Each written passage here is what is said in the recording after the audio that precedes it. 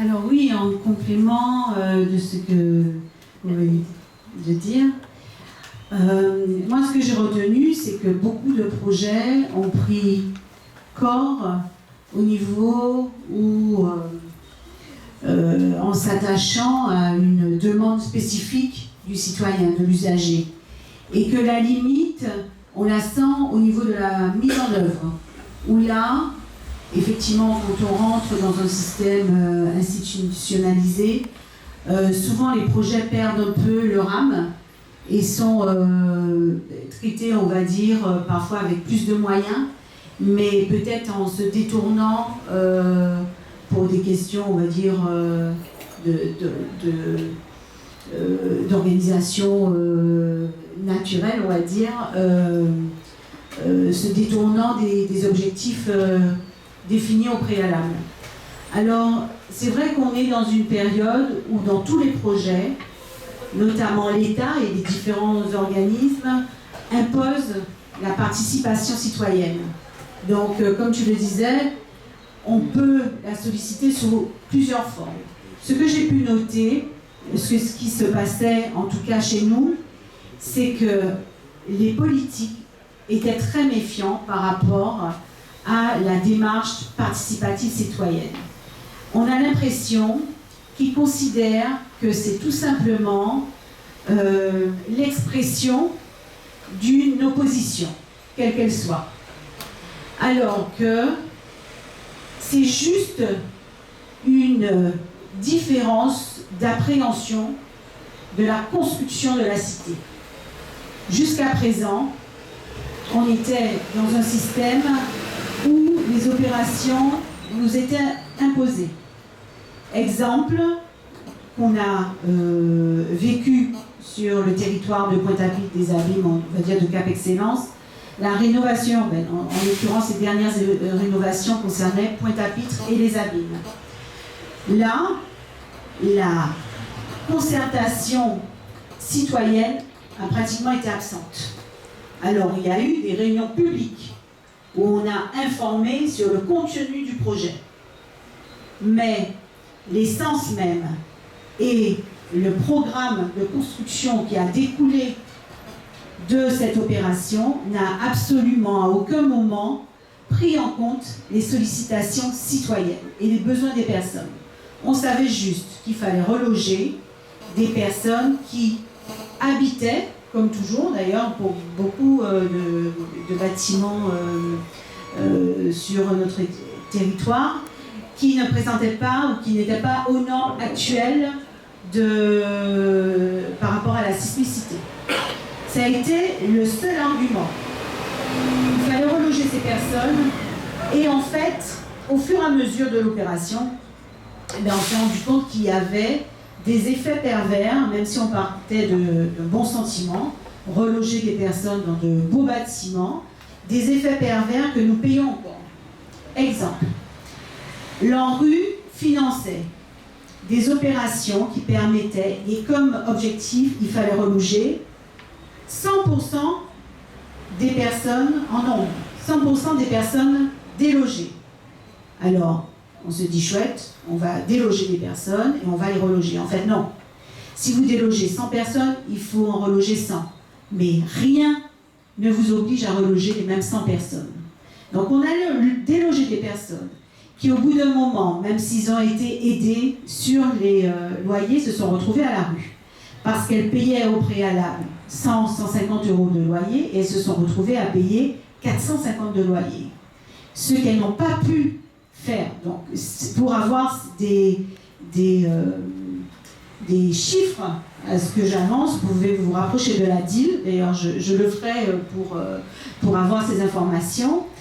La DIL qui fait face donc aux demandes de ces personnes qui se retrouvent en situation très précaire et pratiquement à la rue, après avoir été relogées ou pas d'ailleurs, pendant quelques temps.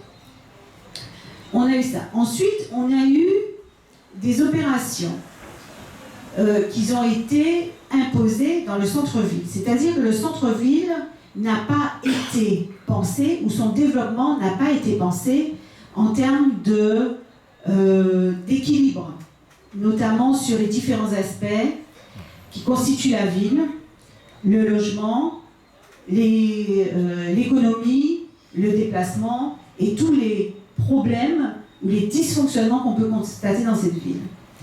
Par contre, on a eu des logements neufs, ok, mais qui ont favorisé la venue de personnes non pointoires, donc des personnes notamment prioritaires.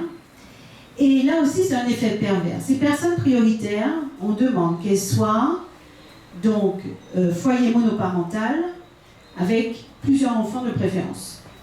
Donc en fait, on a logé en priorité des personnes en situation précaire, femmes avec enfants.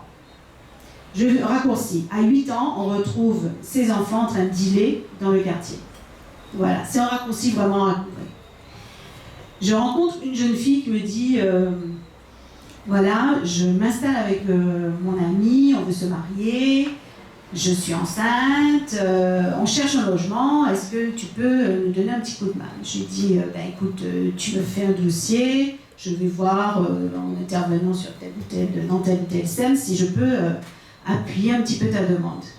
Elle me dit mais tu sais, j'ai déjà été voir cette SEM. Et elle m'a dit qu'en fait, il ne fallait pas que je parle du monsieur. Parce que sinon, je n'allais pas avoir de logement. Alors, est-ce que un des effets pervers n'est pas qu'on encourage en fait la destruction du foyer et de la famille, oui, de l'image de la famille classique qu'on peut connaître. Mais c'est exactement ce qui se passe. Ce que je veux dire, c'est que les choix politiques et les choix qui concernent le développement d'un territoire doivent se faire sur tous ces aspects. On ne peut plus parler du logement uniquement en termes de nombre de logements qu'on construit ou de personnes qu'on reloge.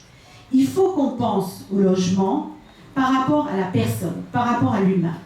On n'a pas les mêmes besoins.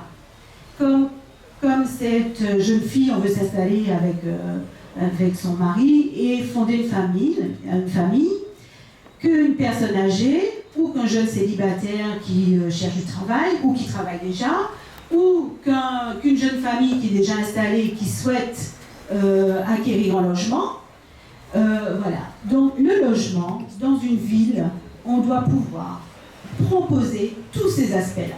Ça veut dire que là, en regardant par cette fenêtre, on envisage l'utilisation de l'espace en termes d'offres de logement ou d'hébergement différemment.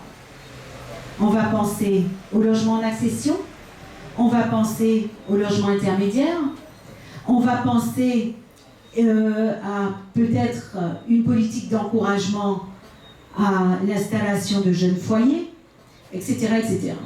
Et en fait, dans tous les domaines, on doit réfléchir en mettant l'homme au centre.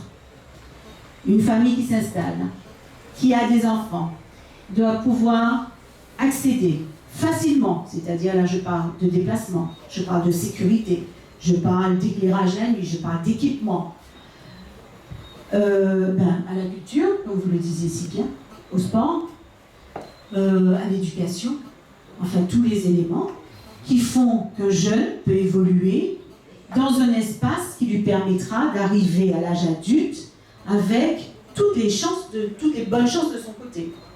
Voilà.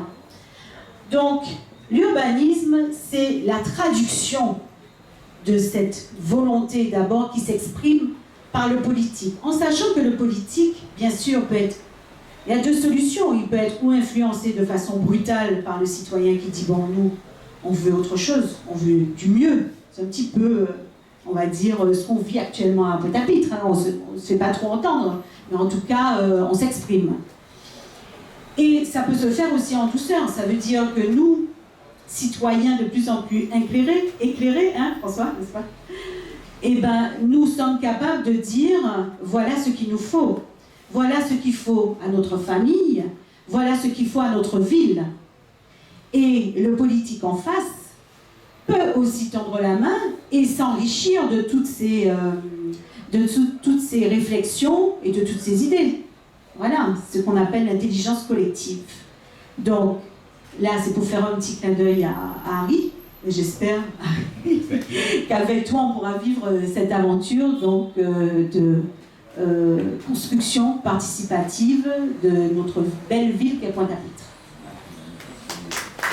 Alors, est-ce qu'il y a eu des questions